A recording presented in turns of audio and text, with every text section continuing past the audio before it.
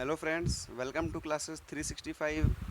आज हम स्टार्ट करेंगे class 6 geography the earth our habitat का चैप्टर नंबर 3। चैप्टर का जो आपका नाम है वो है motions of the earth. Motions of the earth आपका चैप्टर का नाम है। तो चलिए फ्रेंड्स, स्टार्ट करते हैं चैप्टर को। इस चैप्टर में हम लोग पढ़ेंगे कि जो हमारा अर्थ है वो उसके मोशंस कौन कौन से होते हैं। तो चलिए देखते हैं चैप्टर में क्या दिया गया है। As you know that the earth has two types of motions, namely rotation and revolution. जैसा कि आप जानते हैं अर्थ का दो टाइप का मोशन है, एक होता है रोटेशन, दूसरा होता है रेवोल्यूशन। तो rotation is the movement of the earth on its axis. The movement of the earth around the sun in a fixed path और ऑर्बिट इज़ कॉल्ड रेवोल्यूशन। तो आप देखिए यहाँ रोटेशन का क्या मतलब हुआ। जो हमारा अर्थ है, ये देखिए, ये आपका अर्थ हो गया, ये आपके अर्थ की एक्सिस हो गई।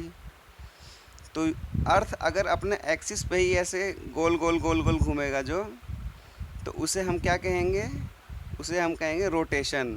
मतलब जैसे आप किसी प्लेस पे अगर खड़े हैं किसी पॉइंट पे और आप 360 डिग्री गोल गोल घूमिए चारों डायरेक्शन में, तो आप क्या कर रहे हैं, आप रोटेट कर रहे हैं। और सेकंड जो मोशन है हमारा वो क्या है, रेवोल्यूशन। अब रेवोल्यूशन में क्या होता है मैं आपको बताता हूँ।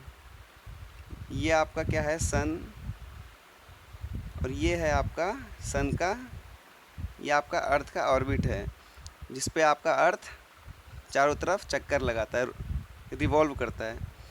और ये है आपका ऊपर, ये आपका अर्थ हो गया यहाँ पर।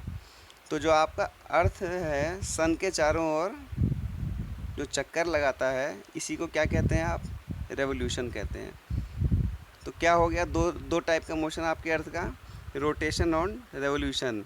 अपने एक्सिस पे ही अर्थ अगर जो रोटेट कर रहा है, अगर जो मोशन कर रहा है उसको बोलेंगे रोटेशन, और जो सन के चारों तरफ अर्थ मोशन कर रहा है उसको बोलेंगे revolution. The axis of the earth which is an imaginary line makes an angle of 66.5 with its orbital plane. अब सबसे पहले आप जानिए ऑर्बिटल प्लेन क्या हो गया। दोबारा हम एक डायग्राम में समझ लेते हैं इसको ड्रॉ करके। ये आपका अर्थ है, ये आपका, सॉरी, ये बीच में आपका सन है ये, और ये आपका क्या है, अर्थ का ऑर्बिट। तो जो हमारा सन के ऑर्बिट का जो एक प्लेन होता है जिस पे हमारा से जो हमारा अर्थ मूव रिवॉल्व कर रहा है, तो ये जो प्लेन यहाँ क्रिएट करता है इसी को हम क्या बोलते हैं, ऑर्बिटल प्लेन, मतलब ऑर्बिट के प्लेन जो होते हैं। और हमारा अर्थ देखिए आप, ये जैसे सपोज़ ये आपका अर्थ है, यहाँ ड्रॉ करके दिखाता हूँ आपको। ये आपका अर्थ है। अब ये क्या है, देखिए, ये आपका ऑर्बिटल प्लेन हो गया, ठीक है। और ये आपकी हो गई अर्थ की एक्सिस। तो जो ये एक्सिस है आपकी, ये देखिए कितना एंगल बना रही है, ये देखिए, ये जो एंगल बन रहा है आपका प्लेन से और अर्थ के एक्सिस का, तो इसी एंगल को क्या बोलते हैं, ये हमारा है 66.5 डिग्री एंगल ऑर्बिटल प्लेन से। तो हमारा जो अर्थ का एक्सिस है वो यहाँ क्या बना रहा है, 66.5 डिग्री का एक एंगल बना रहा है ऑर्बिटल प्लेन से। तो ये कंडीशन आपके पूरे रेवोल्यूशन में रहती है। नेक्स्ट है the plane formed by the orbit is known as orbital plane. तो ऑर्बिटल प्लेन जैसा मैंने आपको बताया, जो प्लेन ऑर्बिट का प्लेन होता है उसी को क्या बोलते हैं, orbital plane. The earth receives light from the sun due to the spherical shape of the earth, only half of it gets light from the sun at a time. जो हमारा अर्थ है वो हमेशा क्या है, जो हाफ पोर्शन है वो आपके सन के सामने रहता है, तो इसीलिए हाफ में आपको लाइट मिलती है और हाफ में आपका डार्क रहता है। The portion facing the sun experiences day while the other half away from the sun experiences night. जो सन के सामने का फेस होता है वो वहाँ डे होता है, और जो सन के अपोजिट साइड में जो हो गया पोर्शन वो आपका नाइट होता है। The circle that divides the day from the night on the globe is called the circle of illumination. अब देखिए यहाँ क्या लिखा है, मैं आपको फिर एक बार ड्रॉ करके समझा देता हूँ। ये आपका सन है, ठीक है, ये आपका अर्थ का ऑर्बिट है और ये आपका अर्थ हो गया, ये आपका अर्थ का एक्सिस है। यहाँ आप ध्यान से देखिए कि हमारा अर्थ का जो यह हाफ पोर्शन है, यहाँ से सन की रेज आ रही हैं, देखिए ये देखिए सन की रेज आ रही हैं, इसको हम येलो कलर से डिनोट करते हैं कि ये देखिए आपकी सन की रेज आ रही हैं। तो जो आपका हाफ आगे का पोर्शन है देखिए वो तो वहाँ देखो इस पर लाइट आ रही है, और जो बैक में है वहाँ ये आपका एरिया इतना डार्क है, हाफ पोर्शन डार्क है आपका। तो वो यही कह रहा है यहाँ पर कि जो आपका फ्रंट रहेगा अर्थ का सन के सामने वहाँ दिन रहेगी, और जो अपोजिट साइड में है वहाँ आपकी रात रहेगी। Circle of axis, circle of illumination. अब सर्कल ऑफ इल्यूमिनेशन क्या हो गया, जो आपको यहाँ डे, हाफ में डे है और हाफ में नाइट है, तो इनके बीच का जो एक सर्कल क्रिएट होता है उसको हम क्या बोलते हैं, जहाँ पर डे और नाइट दोनों हमें ओवरलैपिंग जैसा मिलता है, तो उस सर्कल को आप क्या बोलेंगे, circle of illumination. This circle does not coincide with the axis. यह जो सर्किल है ये एक्सिस से कोइंसाइड नहीं करता है। The earth takes about 24 hours to complete one rotation around its axis. The period of rotation is known as the earth day. तो जो हमारा अर्थ है वो अपने एक्सिस पे कितने घंटे में एक कंप्लीट रोटेशन करता है, वो है 24 आवर्स में। तभी हमारा एक डे होता है वो कितने आवर्स का होता है, 24 डे। मतलब हमारा जो अर्थ है उसने एक कंप्लीट रोटेशन कर लिया 24 घंटे में। तो इस पूरे 24 घंटे के समय को क्या बोलते हैं हम, अर्थ डे कहते हैं। This is the daily motion of the अर्थ। ये हमारे अर्थ का डेली का एक मोशन है। अब आप यहाँ देखिए फिगर में दिया हुआ है, इस फिगर में देखिए आप, ये हमारा सन है, ये हमारा अर्थ है। अब जो आगे का ये हिस्सा है ये देखिए यहाँ पर दिन है, और जो पीछे का हिस्सा है ये रात है यहाँ पर, ठीक है। तो ये चीज़ हमने अभी ऊपर देख ली। नेक्स्ट हम देखते हैं,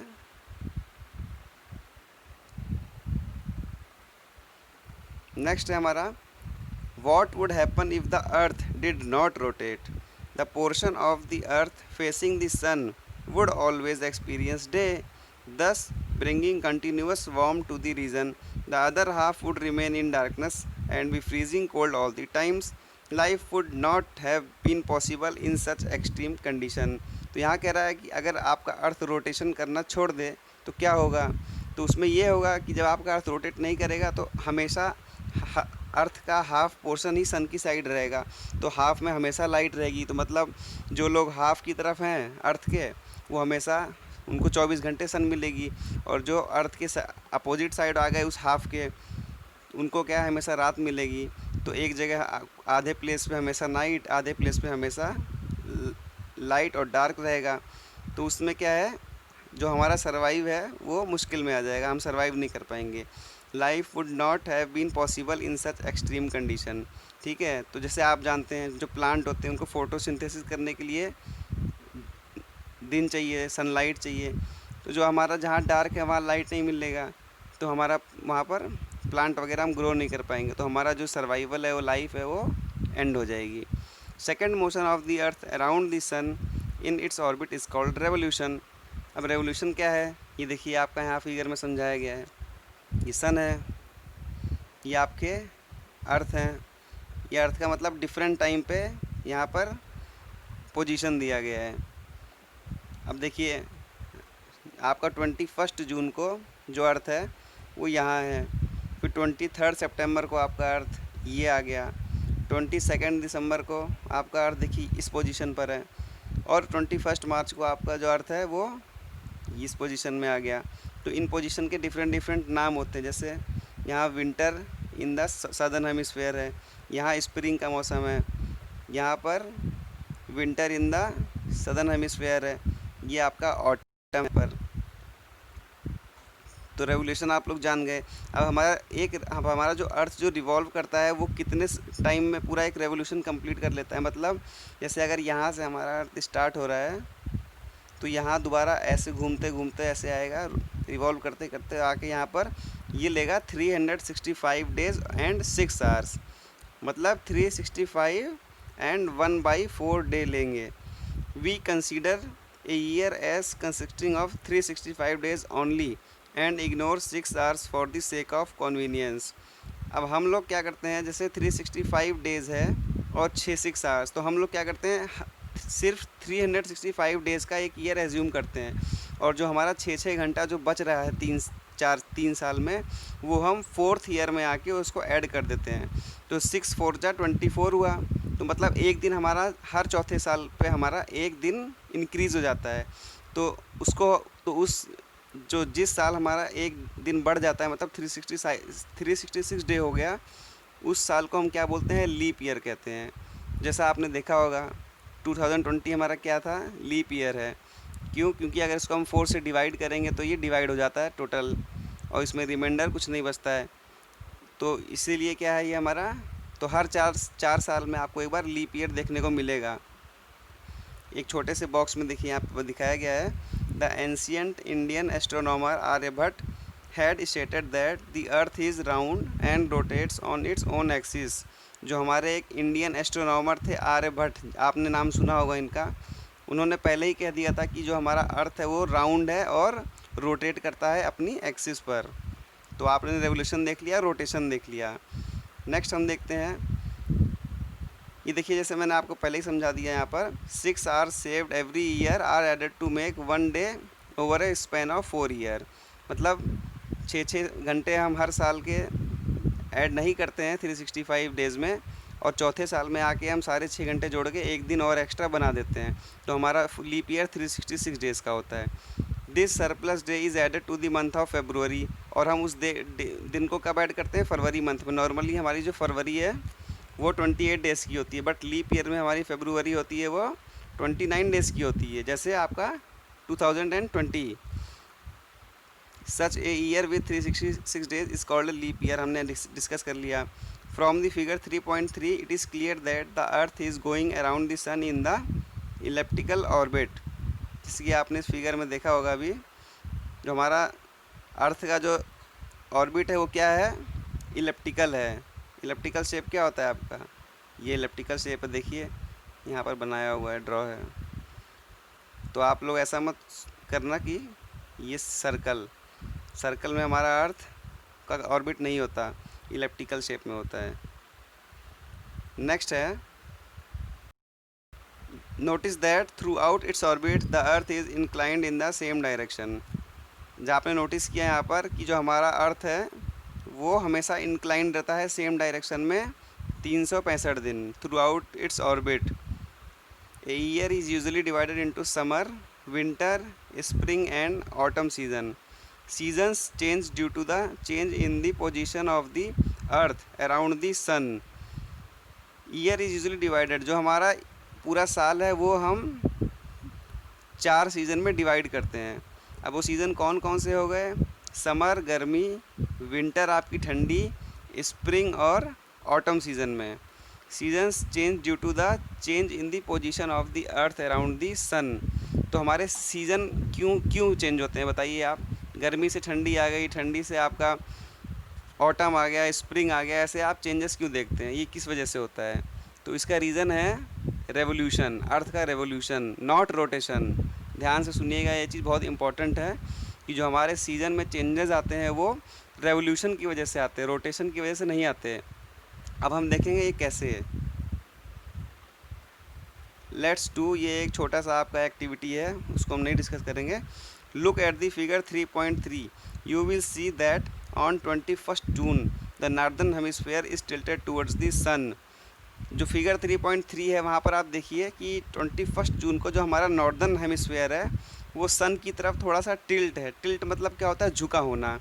देखिए मैं आपको बताऊँ, ये सन है, सॉरी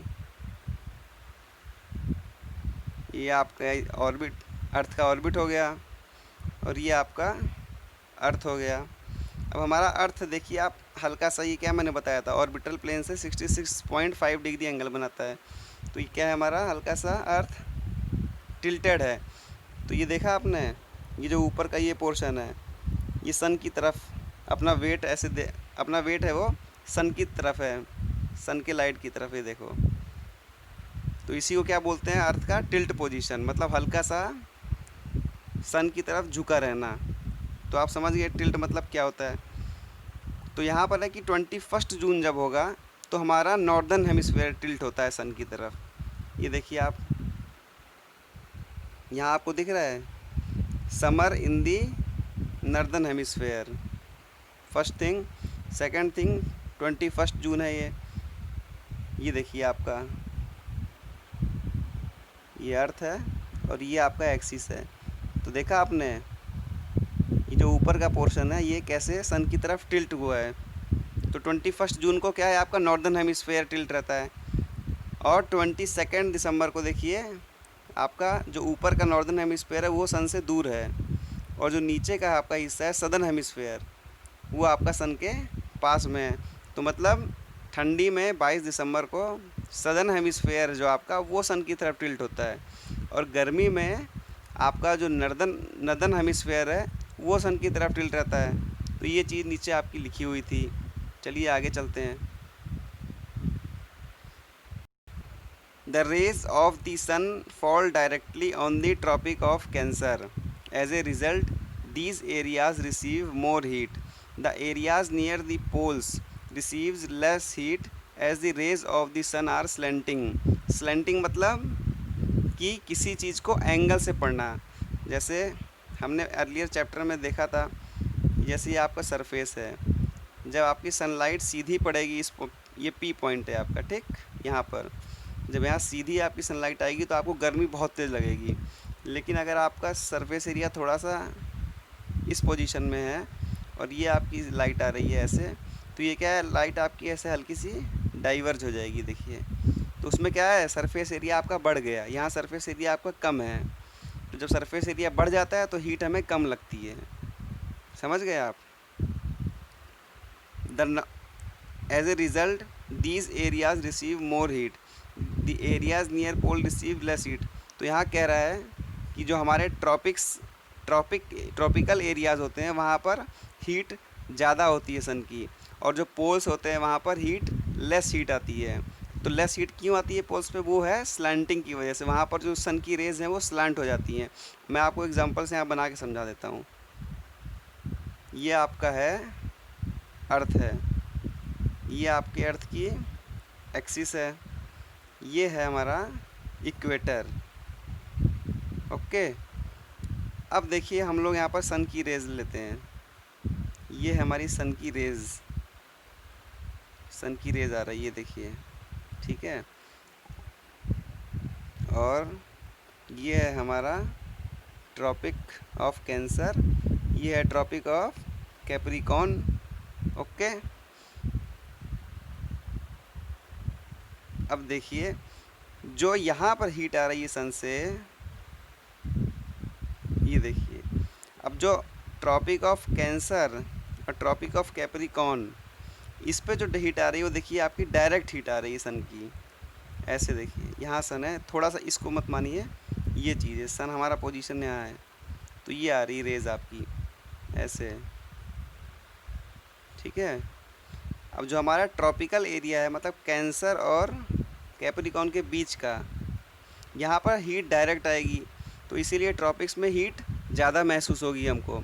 लेकिन जो ये पोर्शन है हमारा, ये पोल्स, नॉर्थ पोल और साउथ पोल, अब यहाँ पर जो रेज़ आती हैं उनका सरफेस एरिया देखिए बढ़ जाता है ये, तो हमारी जो रेज़ हैं वो ऐसे ऐसे डाइवर्ट हो जाएंगी, इधर ऊपर चली जाएंगी, कुछ यहाँ पर ऐसे डाइवर्ज हो जाएंगी।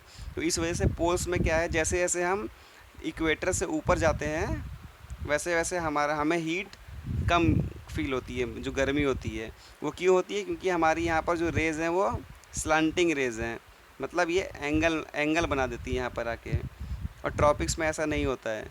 तो वही चीज़ नीचे हम देख रहे थे अभी, The North Pole is inclined toward the sun, and the places beyond the Arctic Circle experiences continuous daylight for about 6 months. अब यहाँ पर since a large portion of the northern hemisphere is getting sunlight from the sun, it is summer in the region north of the equator. The longest day and the shortest night at these places occur on 21st June. तो 21st जून की position पे क्या होता है, क्या phenomena होते हैं? 21st को ये फिनोमिना होती है कि जो हमारा नॉर्दर्न हेमिस्फेयर है, ये इतना जो हमारा नॉर्दर्न हेमिस्फेयर है ये सन की तरफ टिल्ट रहता है, और यहाँ ट्रॉपिक्स में बहुत ज़्यादा गर्मी होती है। और जो हमारा नॉर्थ पोल है, आर्कटिक सर्किल के बाद का जो हमारा एरिया है, आर्कटिक सर्किल से लेके नॉर्थ पोल तक, वहाँ पर क्या है, हमें पूरे 6 महीने तक लाइट मिलती है। क्योंकि वो देखिए आप, जो ये सबसे टॉप मोस्ट हमारा पॉइंट है नॉर्थ पोल, ये हमेशा सन के आगे रहेगा। तो हमारा अर्थ रोटेट अगर होता भी है तो रोटेशन के बावजूद भी ये पोर्शन कॉमन पोर्शन है ऊपर वाला, ये वाला, और ये हमेशा सन के आगे रहेगा। तो इसीलिए यहाँ हमेशा 6 महीने पूरा दिन रहेगा। लेकिन जब आपकी विंटर्स आएंगी तो आपका यही सेम पॉइंट देखिए यहाँ पर, ये सन से अवे हो जाएगा। तो यहाँ पर 6 महीने की फिर रात हो जाएगी।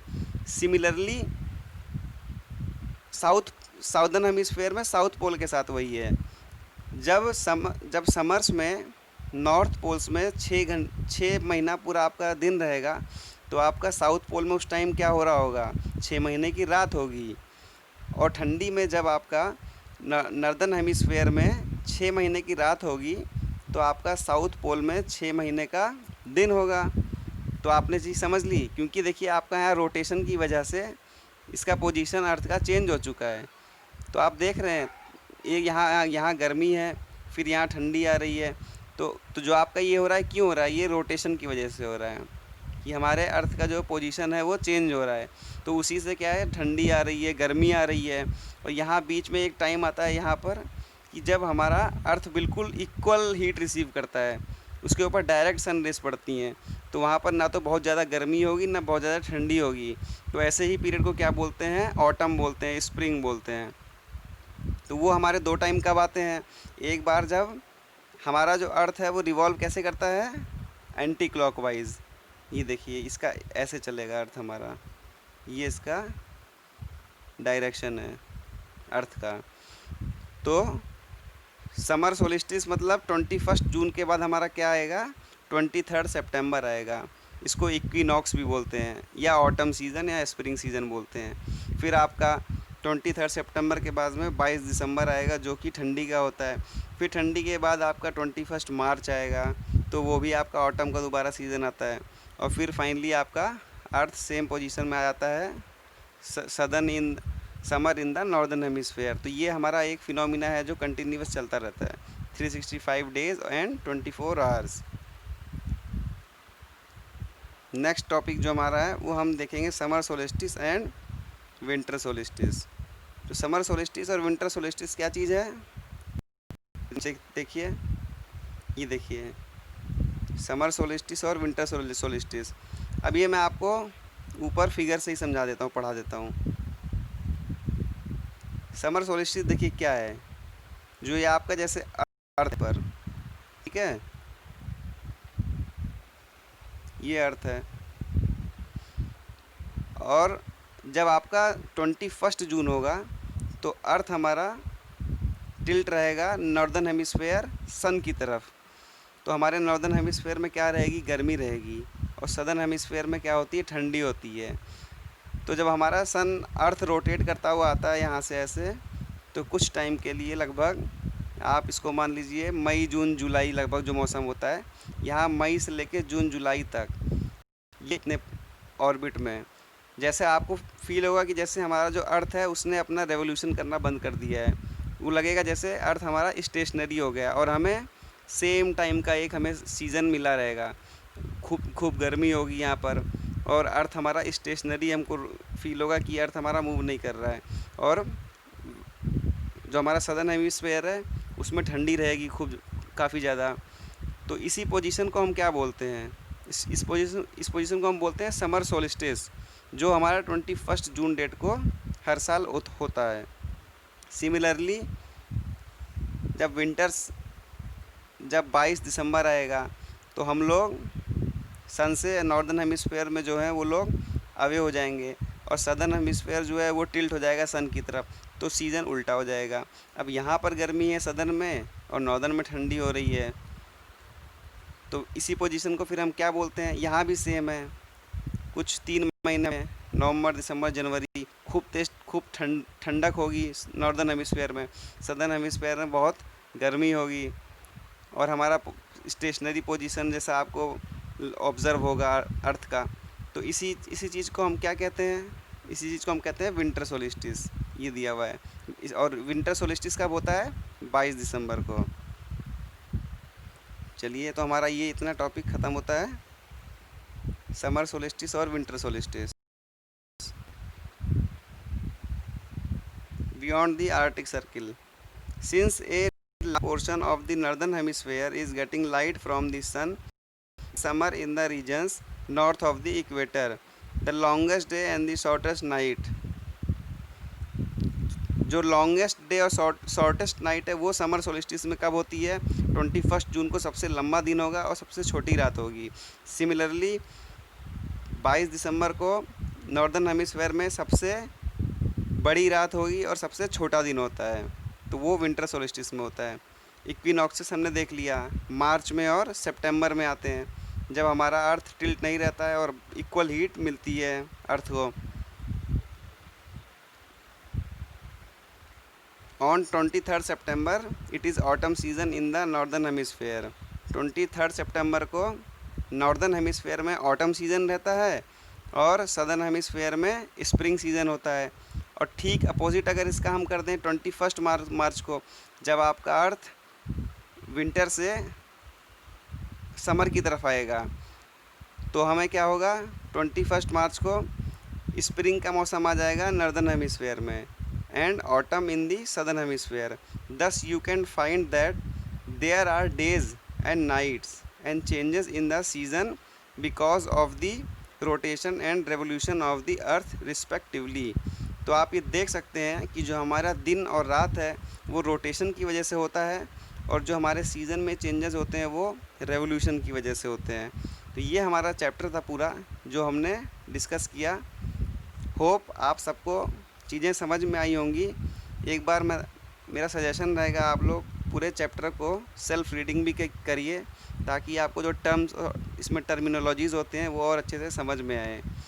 इसका जो एक्सरसाइज वाला पार्ट है वो हम देखेंगे नेक्स्ट वीडियो एक सेपरेट वीडियो में। और आज का जो हमारा वीडियो है वो यहीं पर है। तो होप फ्रेंड, अगर आपको वीडियोस अच्छी लगें तो आप कमेंट्स करिए, लाइक करिए और सब्सक्राइब करिए। तो फ्रेंड्स, अब नेक्स्ट वीडियो में मिलते हैं। Take care.